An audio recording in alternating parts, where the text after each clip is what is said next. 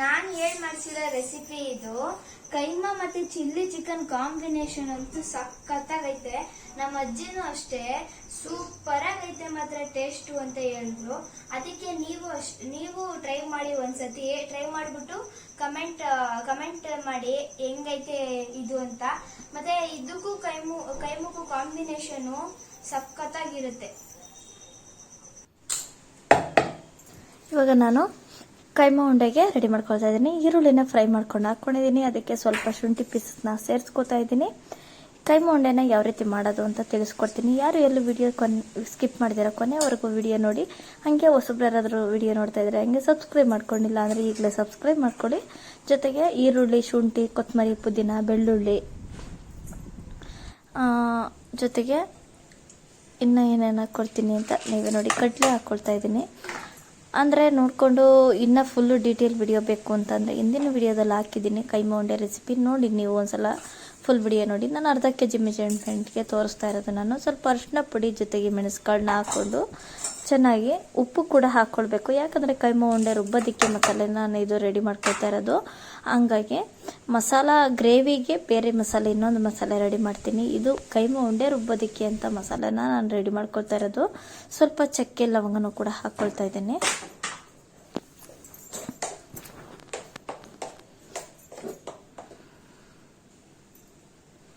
ಜೊತೆಗೆ ಮೆಣಸಿನ್ಕಾಯಿ ಪುಡಿ ಎಷ್ಟು ಬೇಕಷ್ಟು, ಖಾರಕ್ಕೆ ನೋಡಿಕೊಂಡು ಎಷ್ಟು ಬೇಕಷ್ಟು ಹಾಕ್ಕೊಳ್ಳಿ.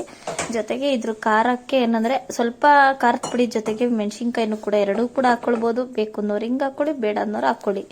ಜೊತೆಗೆ ಸ್ವಲ್ಪ ಧನಿಯಾ ಪುಡಿ ಎಷ್ಟು ಬೇಕಷ್ಟು ಮಸಾಲಾಗ ನೋಡಿಕೊಂಡು ನೀರು ಹಾಕ್ಕೊಂಡು ನುಣ್ಣಗೆ ರುಬ್ಕೊಂಡು ಬರಬೇಕು. ಅಷ್ಟರಲ್ಲಿ ಇವಾಗ ನಾನು ಕೈಮಾಗೆ ಮಾಡೋದಕ್ಕೆ ಅಂತ ಕೈಮಾ ಕಟ್ ಮಾಡಿ ರೆಡಿ ಮಾಡ್ಕೊಂಡಿರೋದನ್ನು ತಗೊಂಡು ಬಂದಿರೋದನ್ನು ತೊಳೆದು ಬಿಟ್ಟು ನೀಟಾಗಿ ನೀರನ್ನು ಬಸ್ಕೊಂಡು ಇಟ್ಕೊಂಡಿದ್ದೀನಿ. ಈ ಥರ ನೀರಿನ ಅಂಶ ಇದ್ದರೆ ಕೈಮಾ ಉಂಡೆ ಒಡೆದೋಗುತ್ತೆ. ಹಾಗಾಗಿ ನೋಡಿ ಗಟ್ಟಿಯಾಗಿ ರುಬ್ಬಿರೋ ಮಸಾಲಾನ ಹಾಕ್ಕೊಂಡು ಇವಾಗ ಈ ಕೈಮಾ ಉಂಡೆಗೆ ಹಾಕ್ಕೊಂಡು ಚೆನ್ನಾಗಿ ಮಿಕ್ಸ್ ಮಾಡ್ಕೋಬೇಕು. ಉಪ್ಪು ಖಾರ ಎಲ್ಲ ಕಡೆ ಅಂಟೋ ಹಾಗೆ ಮಿಕ್ಸ್ ಮಾಡ್ಕೋಬೇಕು. ಕೈಯಿಂದನೇ ಚೆನ್ನಾಗಿ ಮಿಕ್ಸ್ ಮಾಡಬೇಕು.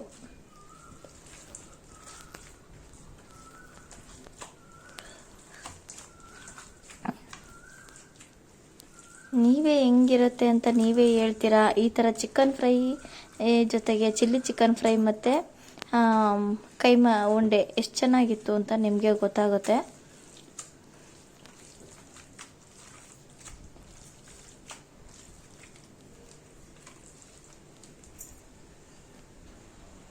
ನೋಡಿ ಈಗ ಚೆನ್ನಾಗಿ ಮಿಕ್ಸ್ ಆದಮೇಲೆ ಅಷ್ಟರಲ್ಲಿ ನೋಡಿ ಇವಾಗ ಒಂದು ಜಾರಲ್ಲಿ ಹಾಕ್ಕೊಂಡು ರುಬ್ಕೊಂಡು ಬಂದಿದ್ದೀನಿ. ಈ ರೀತಿಯಾಗಿ ರುಬ್ಕೊಳ್ಬೇಕು. ಅಂದರೆ ಜಾರ್ನಲ್ಲಿ ರುಬ್ಕೊಳ್ಳೋದಕ್ಕೆ ಮಾಮೂಲಿ ಅಡುಗೆ ಜಾರ್ ಇರುತ್ತಲ್ಲ ಆ ಜಾರಲ್ಲಿ ರುಬ್ಕೊಳ್ಬಾರ್ದು. ಕೈಮಾಗೆ ಅಂತಲೇ ಜಾರ್ ಇರುತ್ತೆ, ಆ ಜಾರಲ್ಲಿ ರುಬ್ಕೊಳ್ಬೇಕು. ಜೊತೆಗೆ ಎಣ್ಣೆ ಕೈನ ಮಾಡಿಕೊಂಡು ಕೈಮಾ ಉಂಡೆನ ನಿಮ್ಗೆ ಯಾವ ರೀತಿ ಬೇಕು ಆ ರೀತಿಯಾಗಿ ಸೈಜ್ಗೆ ನೀವು ಕಟ್ಟಿ ಇಟ್ಕೊಳ್ಬೋದು. ಅಂದರೆ ನೀಟಾಗಿ ನಿಮಗೆ ಹದ ನೋಡ್ಕೊಳ್ಳಿ, ಸೈಜ್ ಎಷ್ಟು ಬೇಕಷ್ಟು ನೋಡ್ಕೊಂಡು ಕಟ್ಕೊಳ್ಳಿ.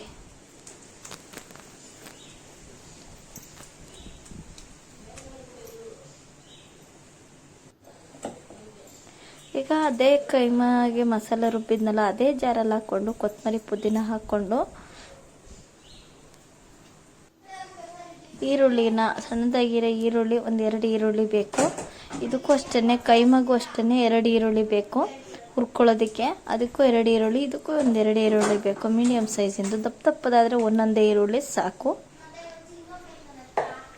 ಜೊತೆಗೆ ಸ್ವಲ್ಪ ಖಾರಕ್ಕೆ ತಕ್ಕಷ್ಟು ಮೆಣಸಿನ್ಕಾಯಿ ಪುಡಿ ಹಾಕ್ಕೊಳ್ತಾ ಇದ್ದೀನಿ, ಅಚ್ಚ ಖಾರದ ಪುಡಿ.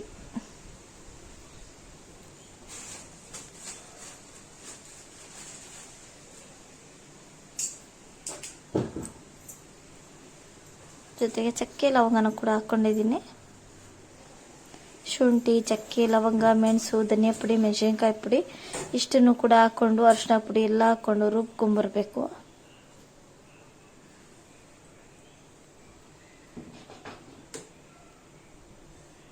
ಕಾಯಿ ಟೊಮೊಟೊ ಸಪ್ರೇಟ್ ರುಬ್ಬಬೇಕು ಇದಕ್ಕೆ.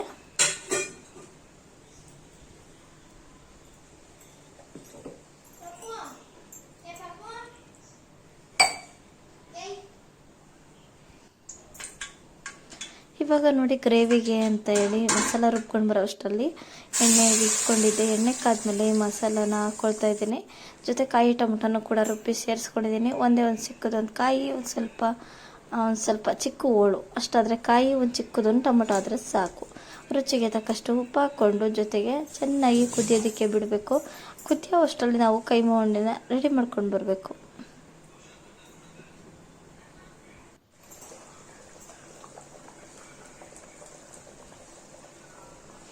ನೋಡಿ, ಚೆನ್ನಾಗಿ ಮಸಾಲ ಕುದ್ದ ಮೇಲೆ ಅದಕ್ಕೆ ನಾನಿವಾಗ ಕೈಮಾ ಉಂಡೆ ಕಟ್ಟಿಟ್ಕೊಂಡಿದ್ನಲ್ಲ ಅದನ್ನು ಸಣ್ಣ ಉರಿ ಮಾಡಿಕೊಂಡು ಹಾಕ್ಕೊಳ್ಬೇಕು. ನಿಧಾನವಾಗಿ ಹಾಕ್ಕೊಳ್ಬೇಕು. ಅಂದರೆ ಫಾಸ್ಟಾಗಿ ಹಾಕ್ಬಾರ್ದು, ನಿಧಾನವಾಗಿ ನೋಡಿಕೊಂಡು ಹಾಕಬೇಕು.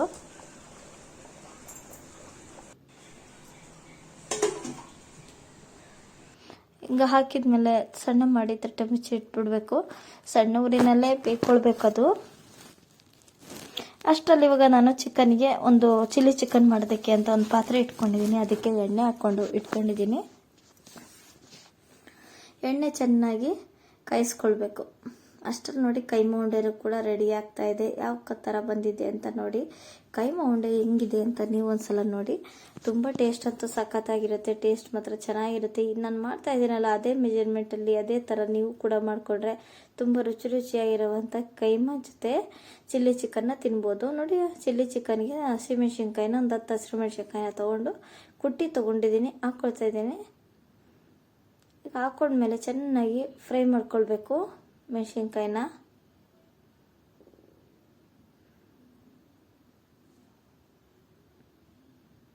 ಅದ್ರ ಜೊತೆಗೆ ಮೆಣಸಿನ್ಕಾಯಿ ಫ್ರೈ ಆದಮೇಲೆ ಶುಂಠಿ ಬೆಳ್ಳುಳ್ಳಿ ಪೇಸ್ಟನ್ನು ಕೂಡ ಹಾಕ್ಕೊಂಡಿದ್ದೀನಿ. ಶುಂಠಿ ಬೆಳ್ಳುಳ್ಳಿ ಪೇಸ್ಟ್ ನಾನು ಹಾಕ್ತಾ ಇರೋದು ನಾನೇ ಮನೆಯಲ್ಲಿ ಮಾಡ್ಕೊಂಡಿರೋದು. ನೋಡಿದ್ರೇ ನಿಮಗೆ ಗೊತ್ತಾಗ್ತಾ ಇದೆಯಲ್ಲ. ಧನಿಯಾ ಪುಡಿನೂ ಅಷ್ಟೇ, ನಾನೇ ಮನೆಯಲ್ಲಿ ಮಾಡ್ಕೊಂಡಿರೋದು. ಧನಿಯಾ ಪುಡಿಯನ್ನು ಮನೆಯಲ್ಲಿ ಮಾಡಿಕೊಂಡು ಪುಡಿ ಅಡುಗೆ ಎಲ್ಲ ಮಾಡ್ಕೊಳ್ಳೋದ್ರಲ್ಲಿ ತುಂಬ ಟೇಸ್ಟ್ ಇರುತ್ತೆ, ತುಂಬ ಚೆನ್ನಾಗಿರುತ್ತೆ. ಧನಿಯಾ ಪುಡಿ, ಮೆಣಸಿನ್ಕಾಯಿ ಪುಡಿ, ಅದೇ ಈ ಥರ ಶುಂಠಿ ಬೆಳ್ಳುಳ್ಳಿ ಪೇಸ್ಟು, ಈ ಥರ ಎಲ್ಲದನ್ನು ಆದಷ್ಟು ನೀವು ಮನೆಯಲ್ಲೇ ರೆಡಿ ಮಾಡ್ಕೊಳ್ಳಿ. ಅವಾಗೇ ಚೆನ್ನಾಗಿರುತ್ತೆ. ಅಡುಗೆ ಅಂತೂ ತುಂಬ ಟೇಸ್ಟಿಯಾಗಿರುತ್ತೆ.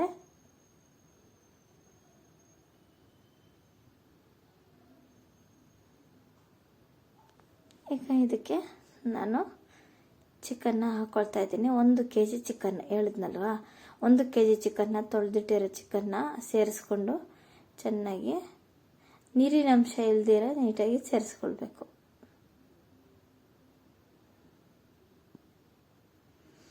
ಈಗ ಇದಕ್ಕೆ ಹಂಗೇನೆ ರುಚಿಗೆ ತಕ್ಕಷ್ಟು ಉಪ್ಪನ್ನು ಕೂಡ ಹಾಕ್ಕೊಳ್ಬಿಡಬೇಕು.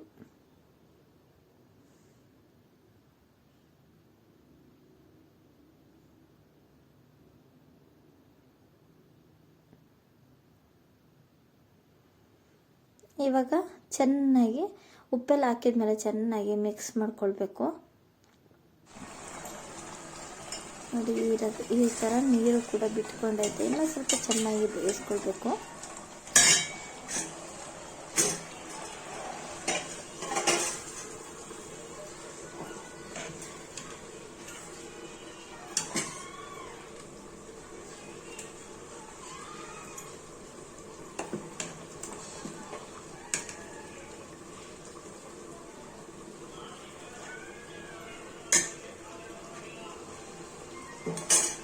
ಇದು ಕೈಮಾ ಉಂಡೆಗೂ ಕೂಡ ಬರ್ತಿಲ್ಲ, ಕರೆಕ್ಟಾಗಿ ಆಗೈತೆ, ಪರ್ಫೆಕ್ಟಾಗಿ ಆಗೈತೆ. ನೋಡ್ತಾ ಇದ್ರಲ್ಲ.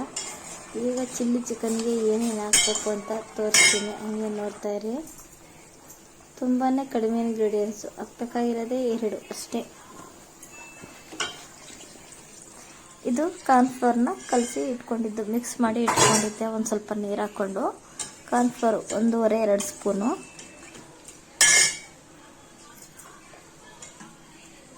ಸೋಯಾ ಸಾಸ್ 2 ಸ್ಪೂನ್ ಹಾಕ್ಕೊಂಡಿದ್ದೀನಿ.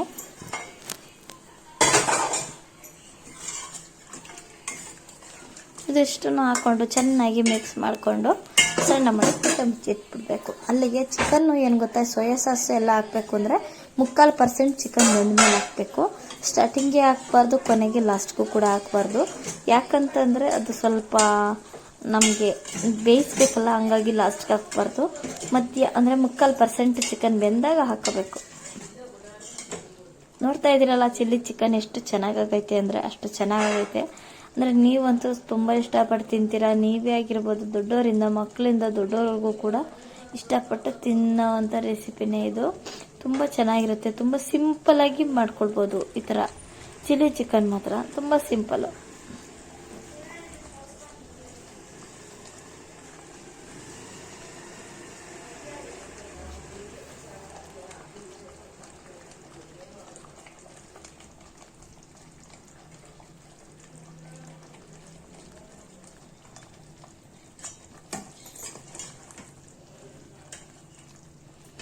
ನೋಡಿ ಹೀಗೆ ಪರ್ಫೆಕ್ಟಾಗಿ ಚಿಕನ್ ಅಂತೂ ರೆಡಿ ಆಗೈತೆ. ನೋಡಿ ಎಷ್ಟು ಚೆನ್ನಾಗೈತೆ ಅಂದರೆ ಅಷ್ಟು ಚೆನ್ನಾಗೈತೆ, ಸಖತ್ತಾಗೈತೆ.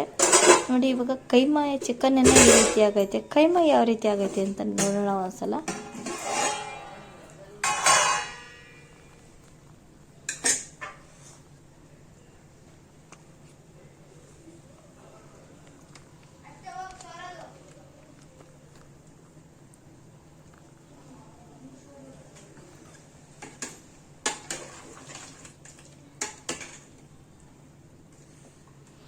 ನೋಡಿ ಈಗ ಕೈಮಾ ಉಂಡೆನೂ ಕೂಡ ಇದೇ ರೀತಿಯಾಗಿ ಆಗಿದೆ. ಜೊತೆಗೆ ನೋಡಿ ಈ ಥರ ಉಂಡೆಗಳು ಕೂಡ ಒಡೆದೋಗಿಲ್ಲ. ನಾನು ತೋರಿಸಿದ್ದೀನಲ್ಲ ಇದೇ ಥರ ಮೆಷರ್ಮೆಂಟಲ್ಲಿ ನೀವು ಮಾಡಿಕೊಂಡ್ರೆ ಯಾವ ಕೈಮಾ ಉಂಡೆನೂ ಕೂಡ ಒಡೆದೋಗಲ್ಲ. ಚಿಲ್ಲಿ ಚಿಕನ್ನು ಕೂಡ ಏನೂ ಆಗಲ್ಲ, ತುಂಬ ಚೆನ್ನಾಗಿರುತ್ತೆ.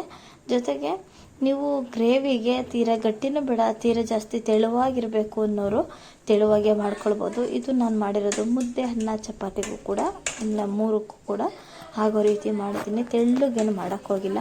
ನಿಮಗಿನ್ನ ತೆಳ್ಳಗೆ ಬೇಕು ಅನ್ನೋರು ಕೂಡ ಮಾಡ್ಕೊಳ್ಳಿ. ನೀರಿನಂಶ ಇನ್ನೂ ಗಟ್ಟಿ ಬೇಕು ಅನ್ನೋರು ನೀರು ಜಾಸ್ತಿ ಹಾಕ್ಬಾರ್ದು.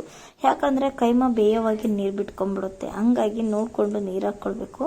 ನೋಡ್ತಾ ಇದ್ದೀರಲ್ಲ ಚಿಲ್ಲಿ ಚಿಕನ್ ಯಾವ ರೀತಿ ಬಂದೈತಿ ಅಂತ. ಜೊತೆಗೆ ಕೈಮಾ ಉಂಡೆ ನೋಡಿ ಹೆಂಗಿದೆ, ತುಂಬ ಚೆನ್ನಾಗಿದೆ. ಎರಡು ಟೇಸ್ಟ್ ತುಂಬ ಚೆನ್ನಾಗಿರುತ್ತೆ, ಸಖತ್ತಾಗಿರುತ್ತೆ. ಒಳ್ಳೆ ಕಾಂಬಿನೇಷನು ಕೂಡ.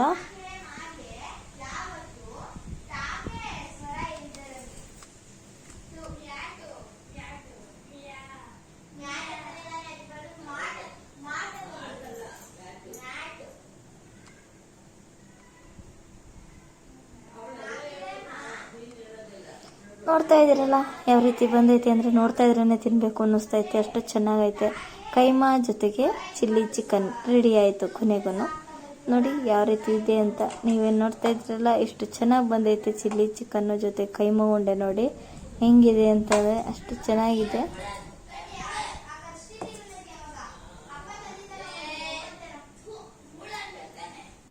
ನಾನು ಮಾಡಿಸಿದ ರೆಸಿಪಿ ಇದು.